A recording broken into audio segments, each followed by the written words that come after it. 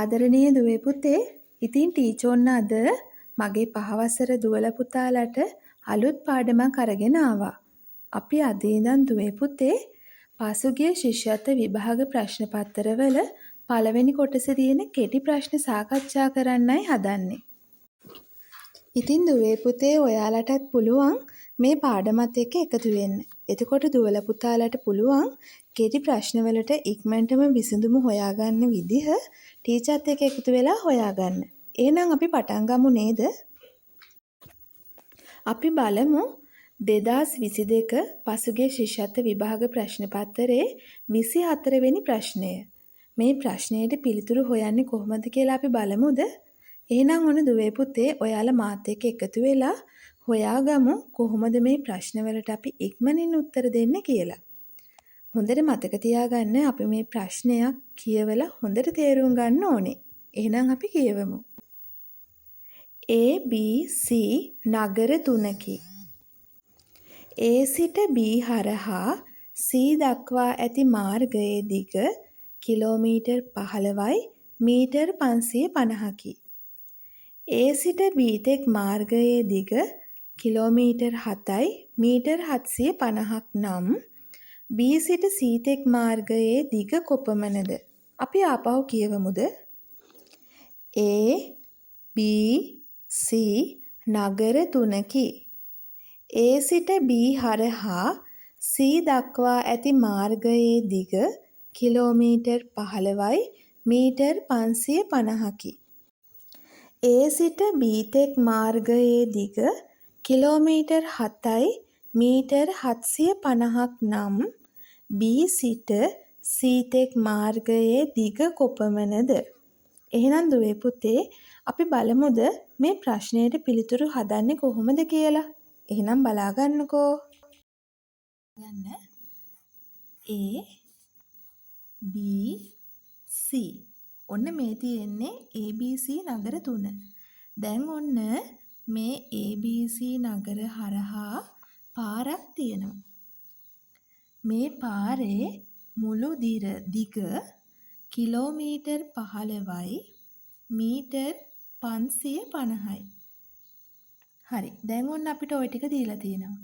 දැන් ඔන්න කියනවා A වල ඉඳන් Bට දුර කිලෝමීටර් 7යි මීටර් 750ක් කියලා.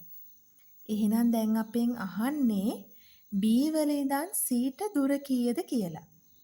දැන් අපි මේක කොහොමද හොයන්නේ?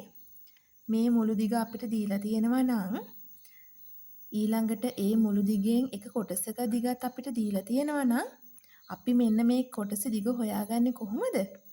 මේ මුළු දිගෙන් මෙන්න මේ කොටස දිග අඩු කරාම තමයි මේ B වල ඉඳන් C වලට දුර අපිට හොයාගන්න පුළුවන්. අපි එහෙනම් බලමුද? දුවේ පුතේ දැන් අපි පැහැදිලිව ලියාගමු මෙන්න මේ දුරවල් ටික. මුලින්ම A B C මෙන්න මේ ලක්ෂ්‍ය තුන අතර තියෙන දුර. ඒ දුර තමයි කිලෝමීටර් 15යි මීටර් 550යි. ඊළඟට අපිට දීලා තියෙන අනිත් අගය තමයි AB අතර දුර. AB අතර දුර කිලෝමීටර් 7යි මීටර් 750යි. දැන් අපි හොයන්නේ BC අතර දුර. එහෙනම් අපි කරන්න ඕනේ කිලෝමීටර් 15යි මීටර් 550න් කිලෝමීටර් 7යි මීටර් 750ක් අඩු කරන එක. දැන් අපි බලමු 550න් 750ක් අපිට අඩු කරන්න බෑ. ඒක නිසා අපි කරන්න ඕනේ මොකද්ද? මෙන්න මේ කිලෝමීටර් වලින් එකක් ගේන්න ඕනේ මීටර් පැත්තට. එකක් ගේනවා කියන්නේ දුවේ පුතේ අගය කීයක් වෙනවද? එතකොට අගය 1000ක් වෙනවා. එහෙනම් මෙතන මුළු වටිනාකම 1550යි. දැන් අපිට තියෙන්නේ මේ 1550න් 750ක් අඩු කරන්න. ඔන්න බිඳුවෙන් බිඳුවක් අඩු කරා බිඳුවයි 5න් 5ක් අඩු කරා බිඳුවයි ඔන්න 15න් 7ක් අඩු කරාම 8යි. ඊළඟට දුවේ පුතේ දැන් මෙතන තියෙන්නේ 15 නෙමෙයි. අපි එකක් ඉල්ල ගත්තානේ. දැන් එතන තියෙන්නේ 14යි. එහෙනම් අපි දැන් කරන්න ඕනේ මොකද්ද? 14න් 7ක් අඩු කරන්නයි තියෙන්නේ. 14න් 7ක් අඩු කරාම 7යි. එහෙනම් පිළිතුර තමයි කිලෝමීටර් 7යි මීටර් 800යි. දුවලා පුතාලාට තේරුණාද මං ඒ පිළිතුර ගත්ත විදිහ? අපි ආපහු පාරක් බලමුකෝ.